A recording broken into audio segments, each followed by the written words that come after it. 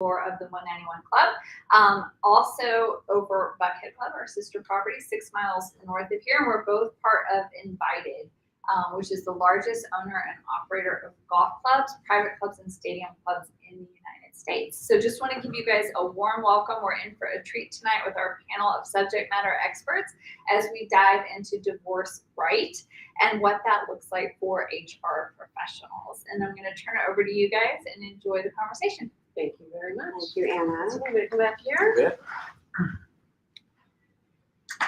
Hello, panel.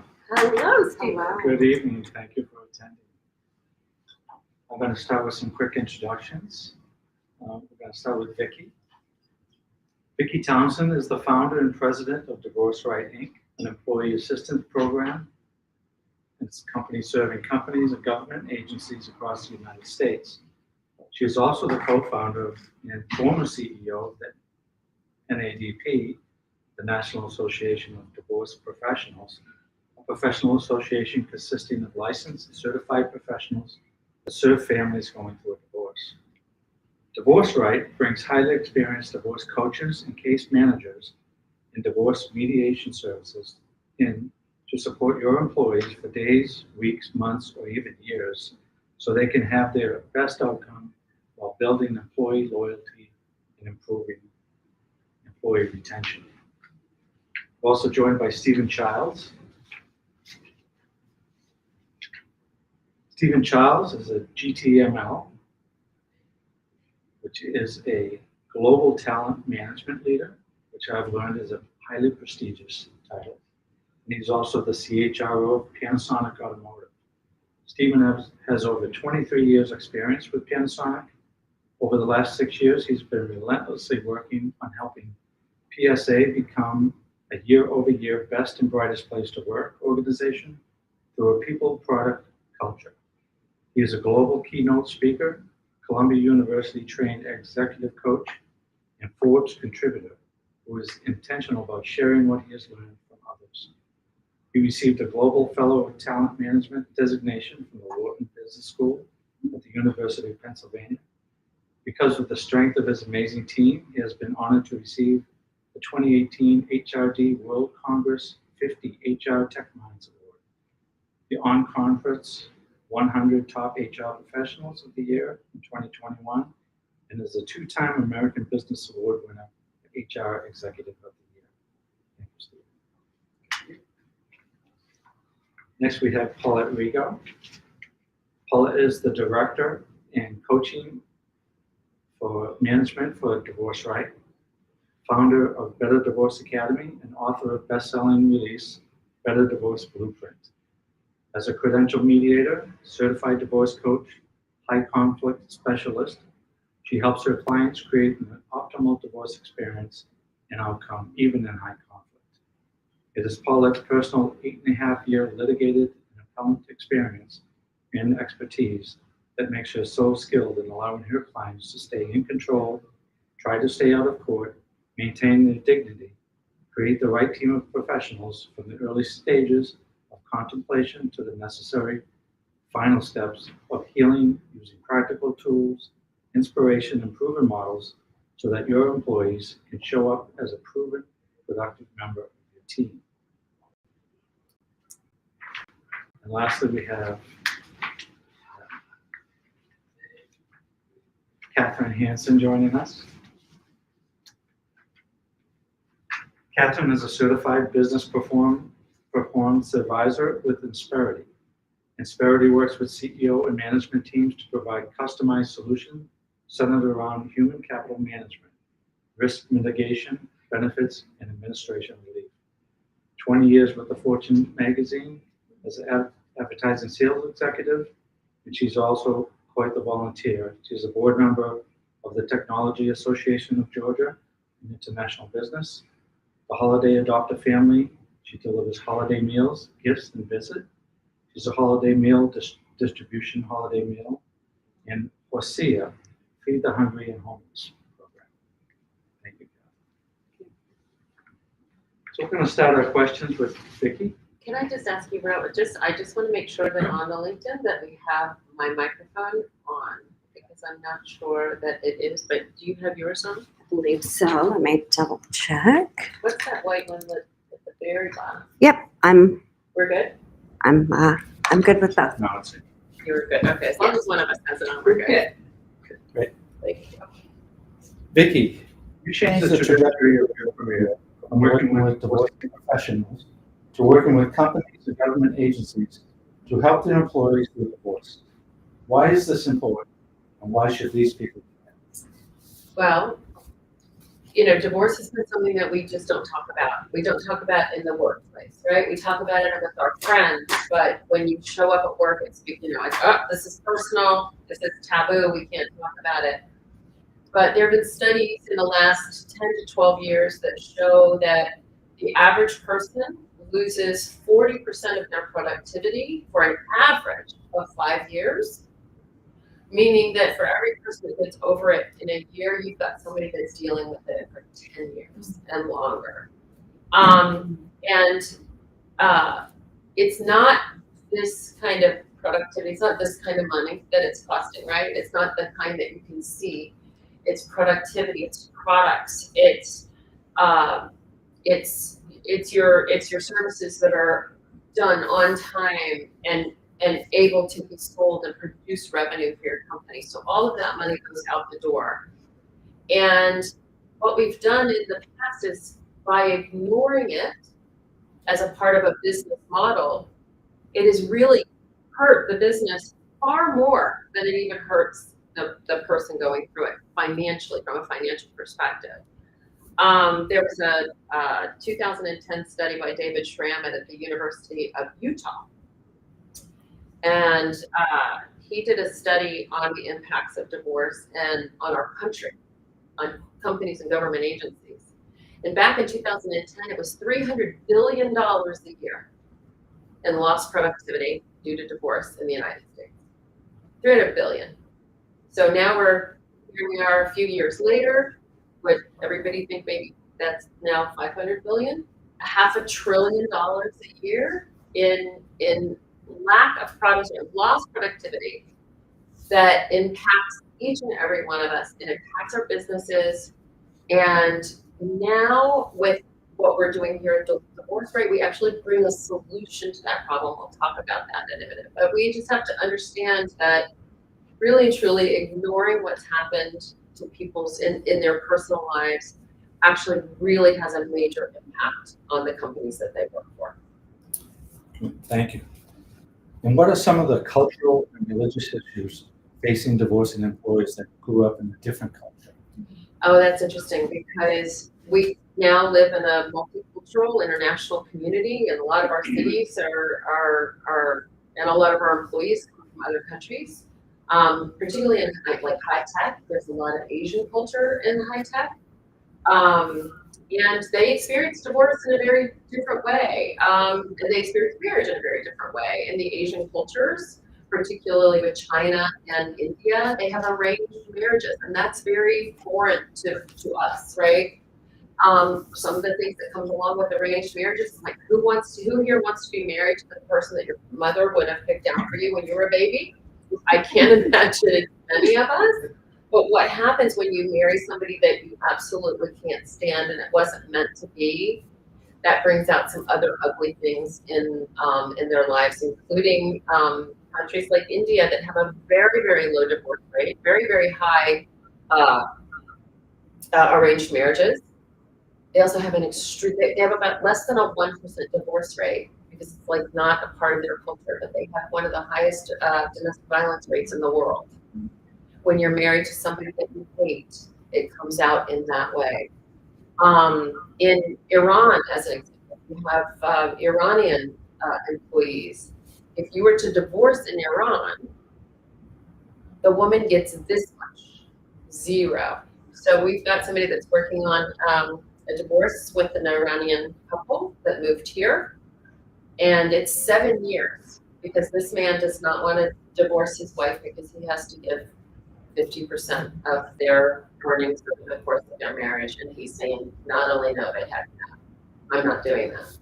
So it's things like that in the religious community. If you've got a really religious family.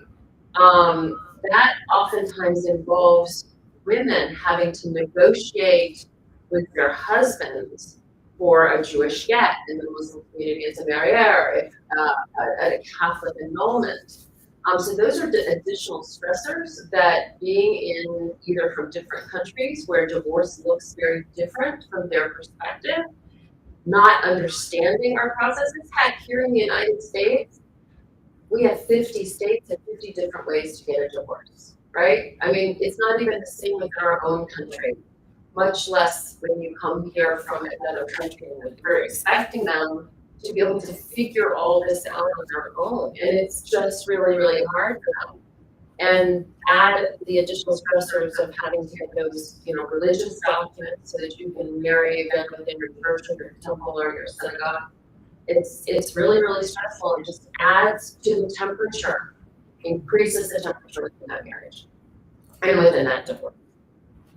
And to help some of the managers and business owners, what are the signs someone is going for? So you can start to see early on. And one of the things that's really important about this from an employer's perspective, somebody that's HR perspective, it's once you have an employee in your office that's, as my very Southern mother would call it, a come apart in your office, it's too late. It's already cost your company thousands, hundreds of thousands, at the highest levels, millions of dollars a year, in lack of productivity and inability to function as a productive member of the team.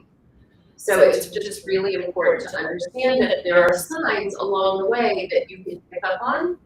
And we'll teach you these things. We go more into depth into all of these in our training, but it's really important that you start to see some of the little signs so that you can, and we teach you how to talk to them in a compliant way too, and get them to maybe get them the support that they need to get through. So if the first is they're absent, they take time off, they need time to go visit with their attorneys, they have court appearances, meetings with financial advisors in schools, oftentimes they're moving, so there's a lot of absentee tardiness for the same reasons, picking up, the ex didn't pick up the children from school, or I have to drop off and you're changing schools and all of this other stuff.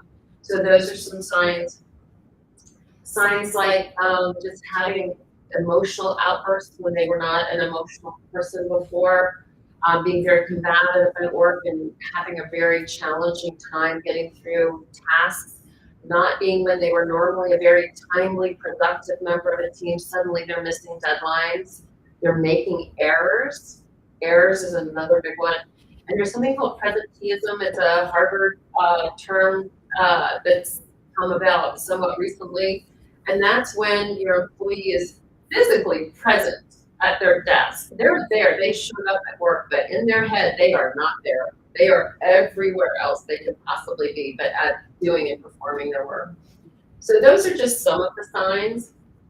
And when you start to see that, and the important reason that we think it's really important to understand those types of things is so that you can get in there early. Because what we know is when we put them with people like Paulette and give them some guidance and direction, and they know that they have somebody on their side that is just getting them through this process, the temperature goes down, their head clears, and they're able to show up to work as a valuable team member and somebody that actually produces for the company. And that's why this is really, really important. And it's not that hard. One of the things that happens when somebody goes through the divorce process, and I liken it, you don't go to school to learn how to go through a divorce process. You don't know what that means. And suddenly your ex comes home and says, I want a divorce. And it's almost like handing them the keys to a jet engine and saying, here, you want to go to New York? Here are the keys, right? This system that we have, state by state, is labyrinthine by design. It is designed by the very people you have to pay a lot of money to go out. And it is a spider web of intricacies that is next to impossible for the person that shows up every day as a good employee to understand what this means it's so overwhelming that we try and get them out of that. And I watched today, and you were with me, Paulette talked to somebody in the car, it was a friend of mine, talked her down in 15 minutes. Took her from her voice, like from way up here to, she felt supported and calm, and she had a plan and direction, and she understood that there was light for her at the end of the tunnel. She's now able to show back up at work and participate in her own life, right? She enjoyed her life and get through that, and instead of worrying about this incredibly complicated system that nobody understands except the people that designed it. So we want to help people get through that in a kinder and gentler way so that they can get it out of their own head, stop worrying, know that they are supported and have the resources that they need to get them through a system that is designed for them to fail. So powerful. Thank you, Vicki. Stephen, how does the current corporate environment support divorce, and how does that differ from the past? Yeah, directly, it really does, right? So I think Vicki was talking about the lack of conversations that take place. It is, and after I had a conversation with you and Paulette, part of the infrastructure, even for well-being, it's really hard to dig into that information and support structure and the benefits that are related to supporting employees and see anything related to divorce. So it's tough. I think companies are spending a lot more time and effort thinking about well-being. With the last 2 years and all that's happened, that allows organizations to be more flexible and have remote work and those kind of things. That's happened to create an environment that's a lot more flexible, which obviously very helpful for anybody going through a divorce. But the tools themselves, even if you look at things like employee assistance programs, you have to dig through employee assistance program to really see anything related to divorce. It's in there. Same thing with legal support. A lot of companies offer different legal support, but you really have to dig. And most people are not in a position when they're going through this to start digging for themselves. You're in a very vulnerable state, a lot of high stress. So if it's not easy to find, then it's almost impossible to find if it's not right up front. And what is the reason divorce in your experience has been overlooked as a whole? Do you think there's a reason? Is it lack of education, certification? Yeah, I mean, going back to Vicki's comment, who talks about it, right? You don't talk about it at work, right? And it's not something, you generally do talk about it with your family, but even somebody who's gone through it, even those conversations were kept pretty close to the vest too, with friends and family. You go through it, you don't burden anybody with your rules, right? That's something that you think about when you go through it. So employees don't want to burden their family or their friends, and they certainly don't want to bring it to work and go, look, I'm going to be unproductive for the next 5 years. Right. So, heads up. It could be 10 years. I'm not sure. I'm hoping for one, but, you know, if you're going to come and have a conversation about your unproductivity, I mean, I felt the same way during the time frame. And if you don't have a really good boss, a lot of empathy and can see, I better really think about how to take a productive employee, which I thought was, and give that flexibility, then it's not a policy manual, right? There was not things in a policy manual that he was going off of. It was an empathetic boss, and we need to figure out how to support this employee who's generally very good from a performance standpoint. And it was, there's no way you're not going to have performance issues. But given that fact, people are just not going to have conversations about it. Thank you very much. Catherine, in all your years of corporate culture experience, how has the topic of divorce been handled in your experience? Well, like it's been said by the other panelists, it's not talked about. And I think there's two major factors, which we definitely hit on. One, the fact that it is so incredibly personal. And it's nothing that anyone plans on going through. So not only is it so personal and almost taboo, even if you don't have family to go to, it is a lonely, lonely existence. So that's one, but I do feel like in the workplace too, there's a lot of that. What can a manager talk about from a compliance and an HR standpoint? And what are they allowed to ask? There are so many rules and regulations that govern that whole topic of not when it's just divorce, it's just anything when it's outside and something personal. So I think that that's part of the reason why there is no manual. I don't know if there can ever be a manual because no two divorces look alike. So there's not a roadmap to actually follow from an HR standpoint to support these folks. So it's going to be a difficult topic for a while. And that's where I think if an HR team in a corporate environment can just help turn it over, it eliminates their exposure for any risk, number one. And then the other thing, their exposure to even become involved in the conversation. From a corporate standpoint, you don't want to be involved in that conversation. So it could stay out of the workplace and put in professional hands where they could have truly, the support they need, but the open dialogue that they need to have to get that support. And that's where Divorce Right comes in and alongside of being able to help the corporate, the company, and support the HR team.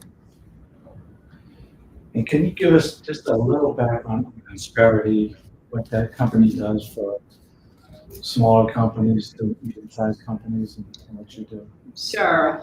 Insperity is, it's just a phenomenal company because that is our mission and our vision to support employees so they can become better employees. And that doesn't look the same in any two companies. But when you're trying to run an organization and look at, our sweet spot between 5 and 150 employees, your job, the leadership team goes into business to really for love and passion of a service or a product. And then they hire people, they have employees, they have this whole complicated world of managing them. How do you retain them? How do you attract them? What do you offer?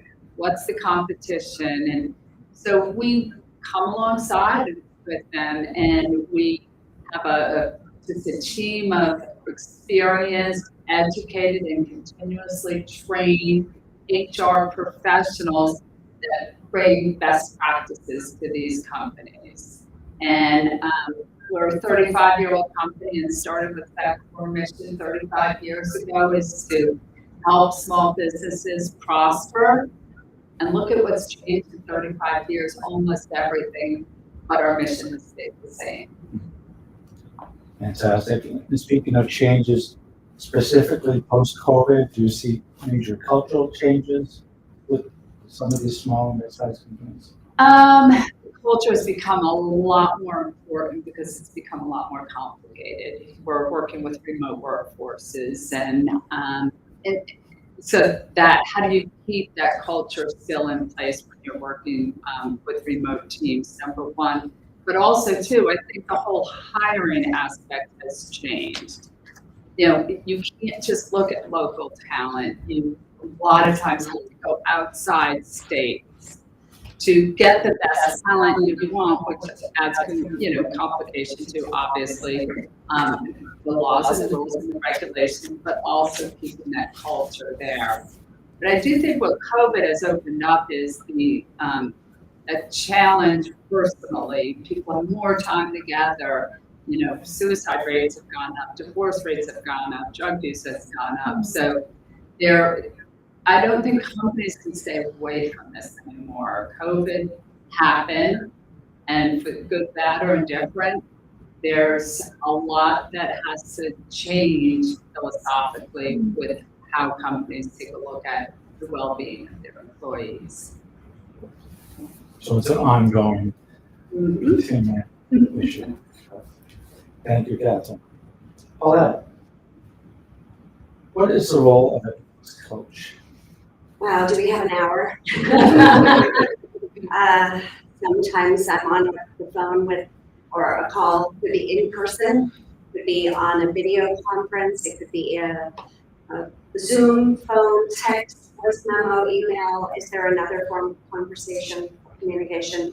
Probably we get around and spread because we need to be multi-dimensional to fitting into their world where they are. Because divorce affects every aspect of your life and every cell in your body. Much of that depends on where they find you or find me or us, as a divorce coach. And there aren't that many of us in the world, but it's growing. We play a role of being the person that locks arms with them. We walk through the fire with them.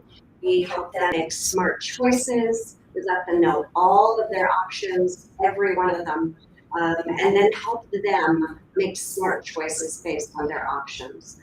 Really important. Thank you. How does it differ from therapy?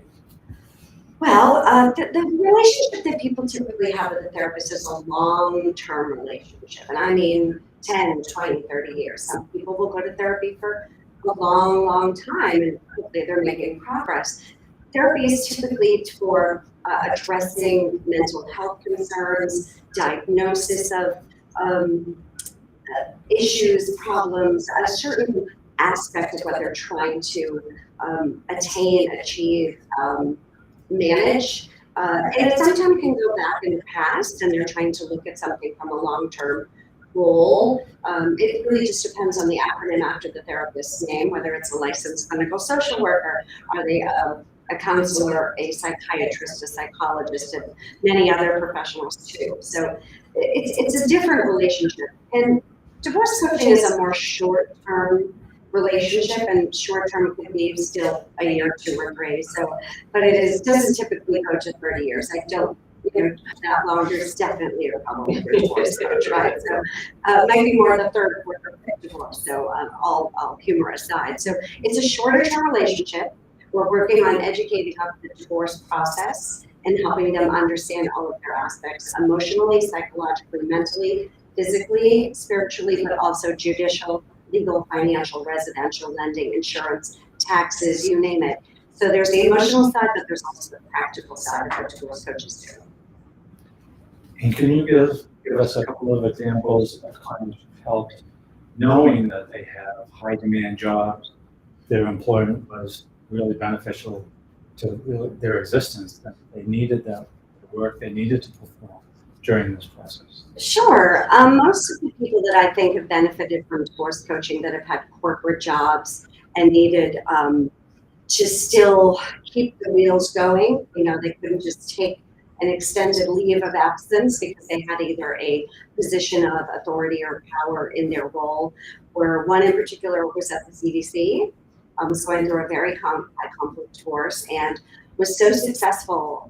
She's an epidemiologist that she was given 2 enormous grants and promotions. And I don't think it had anything to do with COVID. It might have been a little coincidence. So that was really impressionable for me to see that it's such a high pressure career. She was able to still manage the divorce, mediate it, and not lose it in such a high pressure job. So she's a management at a very well-known fast food restaurant of chain. We'll leave them unnamed. But she had a mid-management position, went to a trial, a 7-day trial, ended up getting full custody of the children and still managed to get 2 promotions. So that was really impressive. And it was about a 18-month experience. I could keep going, but it's just a matter of them feeling confident in their love for their job and not wanting to lose that all that they've worked for, and not feel like the divorce had to start for them or legal term there, but you sidetrack them, you know, to keep them on track, that their career could still keep going, that they didn't have to leave that part of their life aside. It was still a vital part of who they were. Excellent. Well, thank you very much. The next question I have would be the benefit to a company for working with a divorce coach, but I think if Jesse answered that question. Oh, it's endless, you know, and every individual's different. We all, you know, mentioned that there's no manual, right, Catherine? There's no guidebook or like, here's the exact thing you should do. Open the book, number one. And every case is different. How long have you been married? Do you have children? Do you own a business together? Are there health concerns? Are there addiction, abuse, domestic violence? Just a clash of the titans sometimes. It really just takes both parties to want to get through the divorce process and not throw in the towel, and make sure that either party doesn't dig in their heels, but is able to feel heard and seen and make really smart choices, because all of those things affect your work. And if they can stay focused at home, they can also stay much more productive at work. And it doesn't bleed into the other. They're able to see them as separate entities. They go to work focused, on time, productive. You know, they might still have those water cooler tears. That's part of being human. We don't stop becoming human because we're getting divorced or we have a job. We still have emotions that we need to take with us. But when you feel prepared, seen, heard, validated, and safe, it's going to make the world a difference in your career. Well, thank you very much, Bill. I really appreciate everybody coming out. Stephen, Catherine, especially, for adding your insight as on the front line, so to speak, and pull back the curtains of divorce and help us in our mission to make things better and not keep it such a taboo secret. Something we all have gone through, and we hope to help others. Vicki, is there anything you'd like to say? Yeah, I would, something that you said, Stephen, about some EAP programs do offer mental health counseling, some do offer legal services, but divorce isn't just a legal crisis, it's not a mental health crisis. It's a life crisis. It is every aspect of your being, and every cell in your body is impacted by it. And there's not whether where you live, how you take the kids to school, where the kids are going to live, all of those decisions are impacted in that one divorce. And to our as a culture in the United States, we have made this a topic that it's, I can't tell you how many people have said that their bosses have said to them, don't bring this crap here to work. Your personal life stays at home. Well, that's not necessarily really the way it goes down. So what we do here at Divorce Right is we bring training to HR people as well as company supervisors, anybody with their nose to the grindstone. They can start to see somebody missing work, making errors, being late to work or leaving early, all of those signs that they now start to see that start to add up to there's something else going on here, and maybe we need to get this person the support that they need. So we are bringing that support with training so that you guys can help your employees feel supported and get the resources that they need. We bring divorce coaching and case management to the table with people like Paulette, and we have coaches that speak Chinese, Farsi, Japanese. We have that speak Spanish, of course English. We have religious experts. We even got a Jewish rabbi that is a divorce coach. And why is that important? Because everybody's divorce is different, and everybody has needs that are different. We have people that deal with families with special needs children. Those families experience divorce in a much more complicated way. Those people, that, depending on how the divorce settlement statement is written, can actually lose their children's benefits. Just because an uneducated family law attorney didn't cross their T's and dot their I's, and their children lose their benefits. It's really important stuff. H-1B visa holders, we've got experts in all of that stuff to help you and help your employees have a resource where you can just open up where they can't with you, right? They can open up and tell us everything, and everything is sometimes really awful. And we help them through it. Like you said, we lock arms with these people, and we'll walk up and go with them as long as they want us to. And we will help them clear their head, get a plan, give them direction, and give them some hope for their future. And that's what we do. And we try to keep them out of court and spending all of their life savings and their mental well-being during the process. And if we do that, I consider us a very successful company. Thank you very much. Exactly. I was just gonna make my comment based off that, because a lot of what we're talking about here is sort of the inability to look at the cost impact to corporations for not doing this. But when we talk about the number of times that we talk about the stress levels in every cell in your body being impacted, imagine what that does to your health. Yep. So think about the health impact of the stress and all the other things that come with that. So just the inability to calculate the health costs that companies are fronting.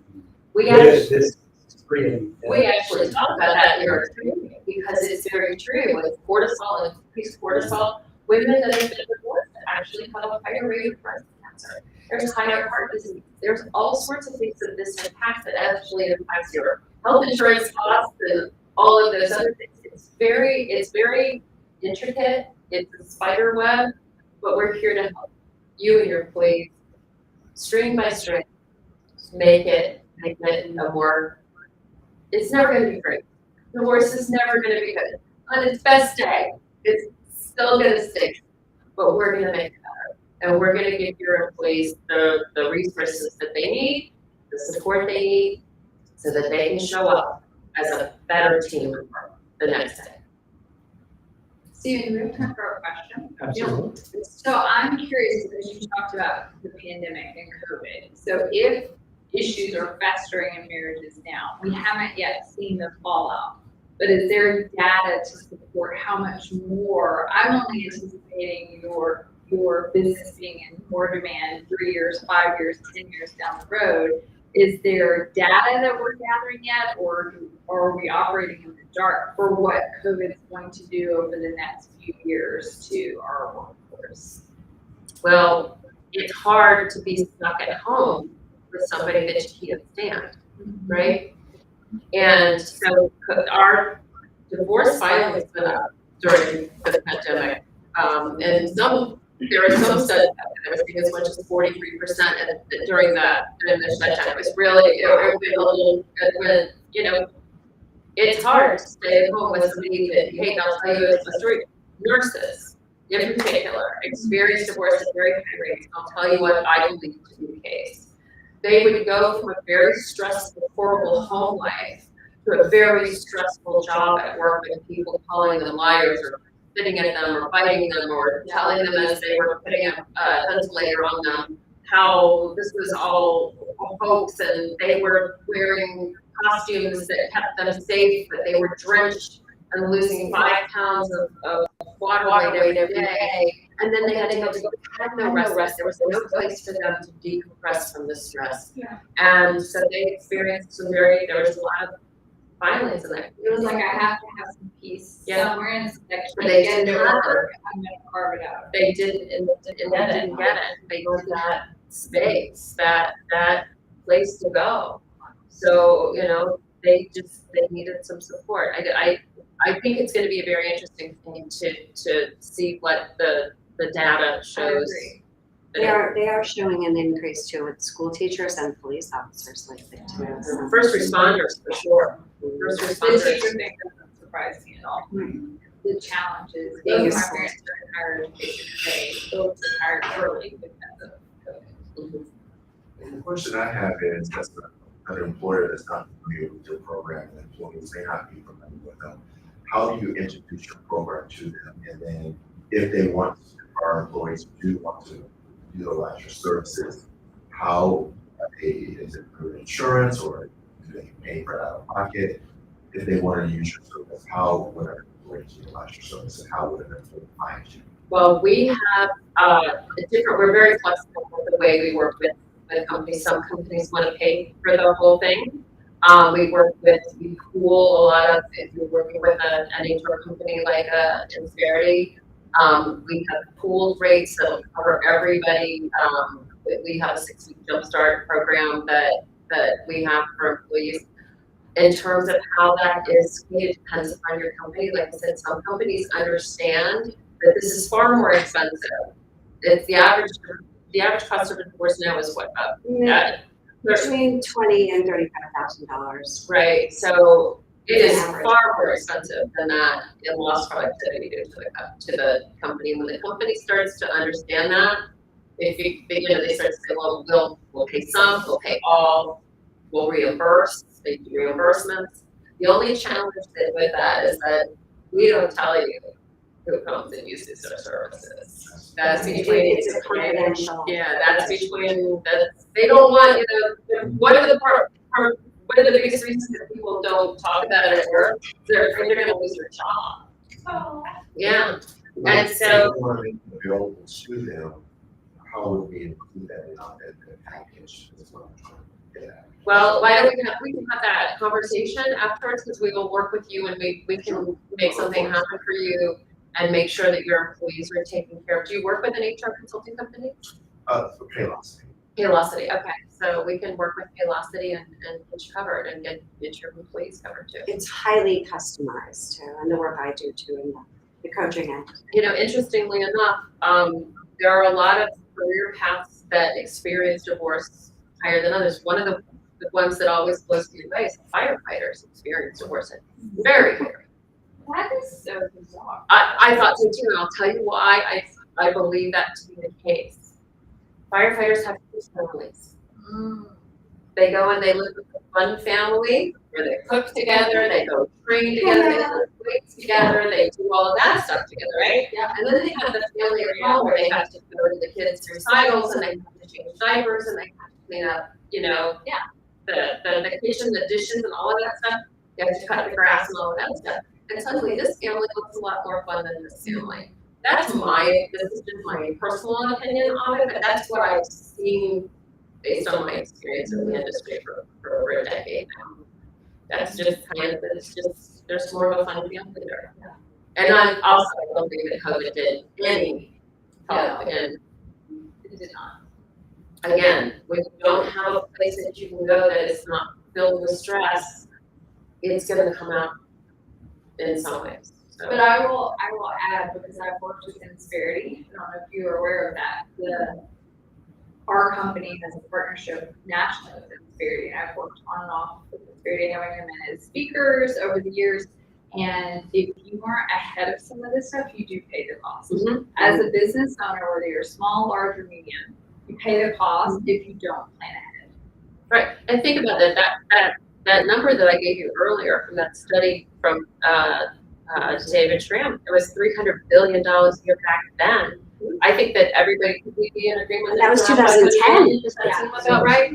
$500 billion a year. We're talking about the cost of our war in Afghanistan every year is the same. I mean, come on, people. We have to stop. It's a lot more easy to solve the divorce issue than It's really actually, it is. It's so much easier, but it's uncomfortable to have the conversation. Yeah. That's where the challenge is. And that's where we would like to come in and offer the programs. And it would be on your shoulders to be the communication vehicle to your employees to say, if you are having problems, and by the way, you don't have to be married, because even if you're not married, people have children together, and they start businesses together, they buy homes together, they buy cars together, they invest in things together. So we work with those people too. So it's not just your traditionally married families, but and their lack of productivity is still the same. But your obligation is to consistently inform your employees that this is a service that's available and that they can, definitely use it. And we'd love to have that conversation with you. Thank you. I also see as a divorce coach that I think we touched on it, but it isn't just okay, we're getting a divorce, here's the process, here's the piece of paper, congratulations, go home and go live your life. It lingers, you've got to co-parent together, and sometimes there's a modification or an enforcement or some sort of, going back to court for contempt charges, and there's all kinds of nuance. Not that we want those things to happen, but that's really where employees get derailed. They think I'm good, and all of a sudden they're like, bam, back to square one again, and they need to know that they have, I know who I can go to for help, so I can manage this appropriately, so I don't find myself back in a court situation, avoiding the cost, the money that a little bit awkward. Though I personally save, and all divorces coach, but money, time, bad decisions, heartache, it's all encompassing. So I know too, Catherine and I spoke earlier about how important it is for companies out there to attract the right kind of employees, and they look at what you offer and they go, they got it going on. Like I really want to work with this company because they care about me as a human being. They're investing in me and my career and my future. And they look at the options of who they're going to work for and they go, wow, they care about, I'm not just a number. Like I truly matter as a human being. That's the difference that I see, that they feel that they're valued as an employee. It makes the world a difference. Yeah. I would say I'm a millennial and I would not work for a company that I did not feel like valued my whole person and not just the person that shows up 9 to 5. I mean, it's that important for me. And I'm glad that I work for a company that, says I care about you on the weekends, I care about you in the evenings, and not just your productivity during this set hours. It's huge for millennials and Gen Z and everybody else, Even us old people. I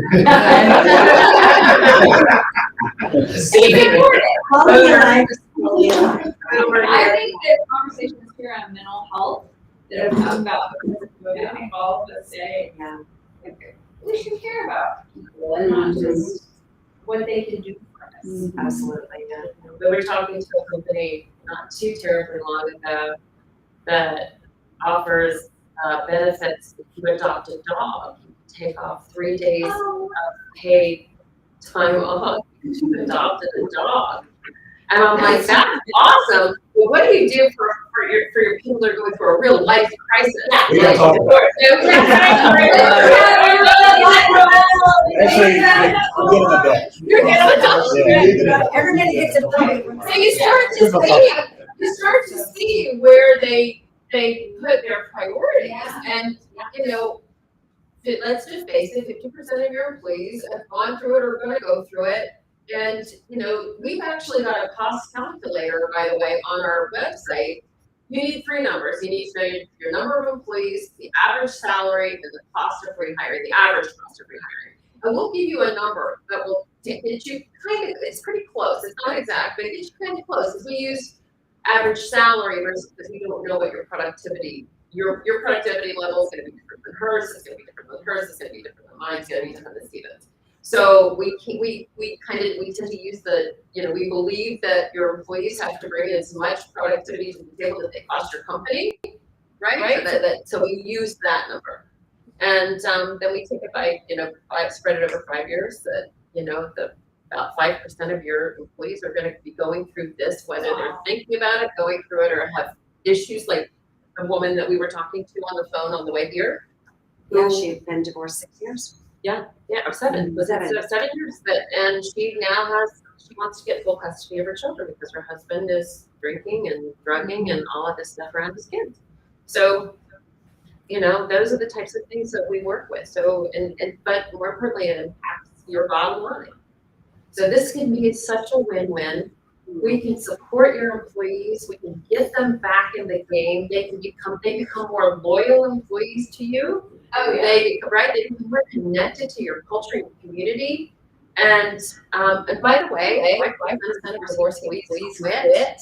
So we're talking about a company not too terribly long ago that said we cannot afford to lose one quality control person. If we lose one of our quality control people, we can't find another one to replace them. in the time frame that we would need to make this happen, and it was shut down. And this is a Fortune 100 company, and you all know their names. And they're like, we have some mission critical people here that we can't afford to lose. And, you know, their pressure of their job is really high, and, you know, they end up. Well, I was gonna say right now it is. And you know, I'll tell you, I'll give you some real hits. There's 3 main reasons that divorcing employees quit, and every one of them you can do something about. The first thing is they felt unsupported, and they felt like they were treated like garbage by their employers as they were going through it. Leave your divorce at home, right? That kind of stuff, right? The second is they can't find affordable housing near their office, so we have somebody right here, our moderator today, that's what's called a certified divorce lending professional. It's an amazing program for mortgage. If you're listening and you're in the mortgage industry, you want to work with divorcing clients, they're amazing because they help a family law attorney write a settlement statement that gives that employee more buying power. He knows how to do it. Not all the mortgage people know how to do that. He can get your employees more buying power so they don't move, right? And the other one is childcare, affordable childcare, so they move back with their parents, right? But if you provided childcare at work, or if you even have a childcare center near your office, where you can go in and say, listen, I want to pay you X number of dollars to take care of my kids, my employees' children, at a great rate. There's not a child care center that wouldn't take you up on that. So the top 3 reasons that those divorcing employees leave, that's doable. You can add to that. There's some intervention there. There's exactly right. You know, but I'm telling you, having somebody like Stephen on your team that can help you get more buying power is critical to keeping them in your community. Crisis intervention. Absolutely. Well, I do executive coaching too, and I was actually talking to somebody early in the week, Monday, and it was somebody who was a C-suite executive who quit his job the Friday before. And guess why he quit his job?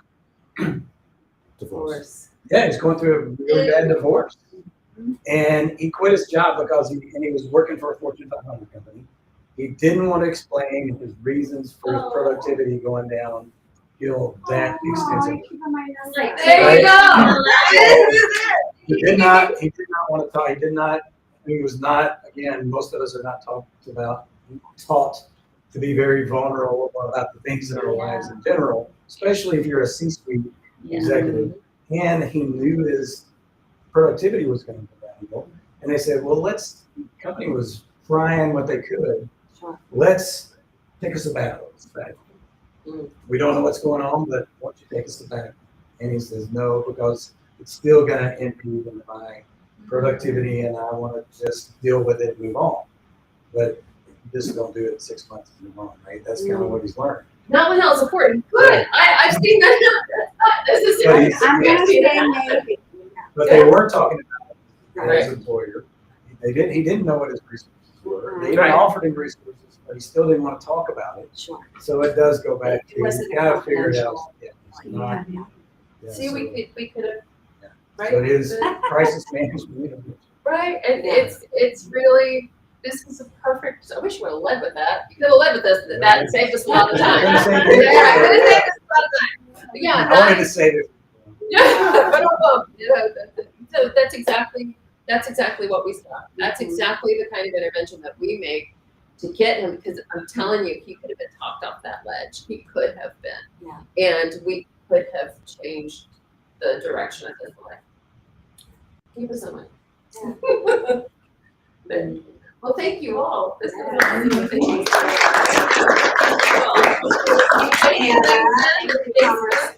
Yes. Stephen. Yes, See, I do believe in marriage. I got remarried. Yay. She's a great guy. Yes. Yes. Thank you, everybody. We're gonna go ahead and turn off our LinkedIn Live, and we appreciate everybody today. Thank you, Commerce Club. Thank you, everybody, for attending today, and we'll see you next time. Woo. Thank you. So it was so funny. I'm like, I work